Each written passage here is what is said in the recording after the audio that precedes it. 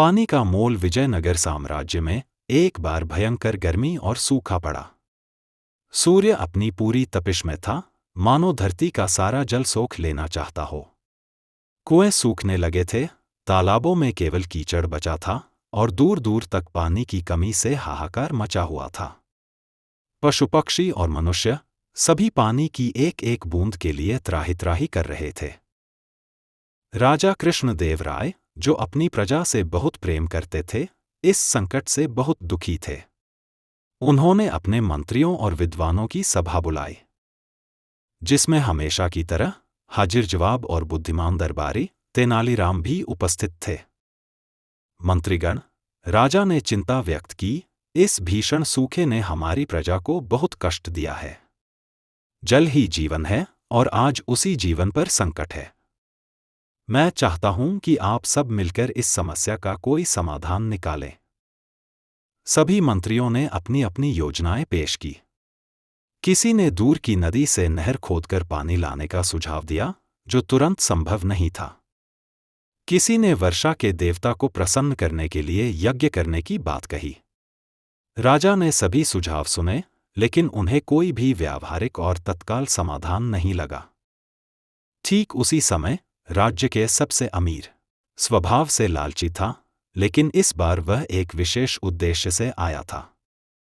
उसने अत्यंत सावधानी से एक बड़ा सा चांदी का कलश उठाया, जो एक मखमल के कपड़े से ढका हुआ था।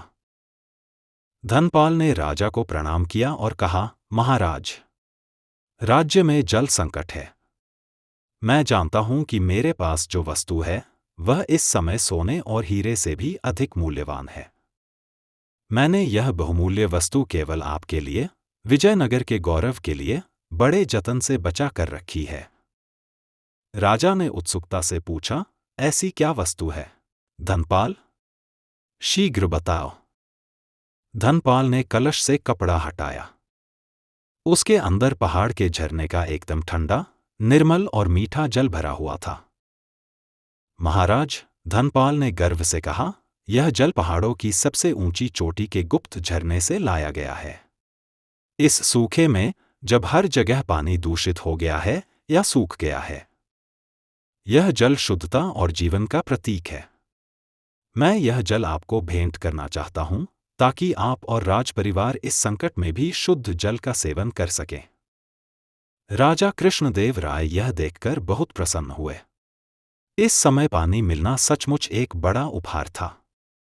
उन्होंने कलश का जल पिया और उसकी शीतलता और मिठास की प्रशंसा की। राजा ने धनपाल की उदारता पर मुग्ध होकर कहा, धनपाल, तुमने इस संकट के समय में ऐसी अनमोल भेंट दी है। तुम्हारा दान अतुलनीय है। हम तुम्हें उचित पुरस्कार अवश्य देंगे। बताओ, तुम्हें क्या चाहिए? तुम जो मांगोगे तुम्हें मिलेगा। धनपाल, जिसकी नज़र हमेशा व्यापारिक लाभ पर रहती थी, ने इस मौके का फायदा उठाने की सोची। उसने मन ही मन एक ऐसी चाल चली जिससे वह रातों रात और अमीर बन सके। राजा की घोषणा सुनकर धनपाल ने झुककर कहा, महाराज, मैंने यह भेंट किसी लालच में नहीं दी, पर अगर आप मुझे कुछ देना ही चाहते हैं तो मुझे बस इतना वरदान दे दीजिए कि आज से राज्य के सभी जल स्रोतों, कुओं, तालाबों और नदियों पर मेरा कर, टैक्स लगाने का अधिकार हो जाए। यह सुनकर दरबार में सन्नाटा छा गया। राजा कृष्णदेव राय चौंक गए। इसका मतलब था कि पानी बेचने और खरीदने का एकाधिकार धनपाल को मिल जाएगा और वह इस भीषण सूखे में मनमाने दाम वसूल कर सकता था। यह तो जनता का शोषण था। राजा ने अपनी ज़बान दे दी थी और राजा की ज़बान वापस नहीं ली जा सकती थी। वह धर्म संकट में पड़ गए। यदि वह हाँ कहते हैं तो धनपाल गरीबों का खून चूस लेगा। यदि ना कहते हैं तो वचन टूटता है। सभी मंत्री चुप थे, किसी को इस समस्या का हल समझ नहीं आ रहा था। तब हमेशा की तरह तेनालीराम ने अपनी चुप्पी तोड़ी। तेनालीराम अपनी जगह से उठे और हाथ जोड़कर मुस्कुराते हुए राजा से बोले, महाराज, इस समस्या का समाधान बहुत सरल है। बस मुझे धनपाल से एक छोटा सा प्रश्न पूछने की अनुमति दीजिए। राजा ने तुरंत अनुमति दे दी। तेनालीराम ने अपनी बात जारी रखी। सोचिए धनपाल, आपने महाराज को पानी दिया है, लेकिन जब वह पानी शरीर से बाहर निकलेगा तब वह भी एक जल स्रोत बन जाएगा, है ना? यदि सभी जल स्रोतों पर आपका कर लगाने का अधिकार है, तो क्या आप महाराज के शरीर से निकले उस अपशिष्ट जल पर भी कर लगाएंगे? और यदि आप उस पर कर नहीं लगाते हैं, तो आपका एकाधिकार कैसे स्थापित होगा? क्या राजा हर बार आपसे अपशिष्ट जल त्यागने की अनुमति लेंगे? पूरा दरबार खिलखिला उठा। राजा कृष्णदेव राय भी अपनी हंसी नहीं रोक पाए। राजा कृष्णदेव राय ने तेनालीराम के तर्क को। तेनालीराम ने सीधे धनपाल की ओर देखा, जिसकी आंखों में लालच चमक रहा था। धनपाल एकदम स्तब्ध रह गया। उसे यह अजीब सवाल सुनने की उम्मीद नहीं थी। राजा ने धनपाल से कहा, तेनालीराम सही कह रहा है धनपाल।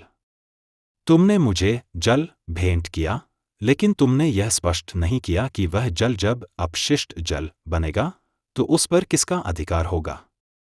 तुम्हारा यह वरदान कि सभी जल स्रोतों पर कर लगाने का अधिकार हो, मेरी प्रजा के लिए बहुत खतरनाक है। तुम्हारी मांग अनुचित और लालच भरी है। राजा ने तेनालीराम की ओर देखा और कहा, तेनालीराम, तुमने न सिर्फ मेरे वचन को टूटने से बचाया, बल्कि मेरी प्रजा को एक बड़े संकट से भी मुक्त किया। तुमने सिद्ध कर दिया कि बुद्धि का मोल सोने और पानी के मोल से कहीं अधिक है।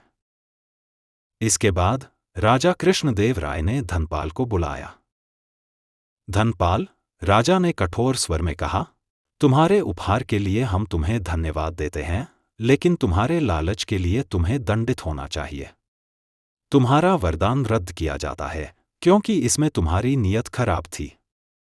लेकिन क्योंकि तुमने पानी दिया है, हम तुम्हें पानी के मोल के बराबर, यानी उसी चांदी के कलश में भरकर सोने की मुद्राएं देते हैं।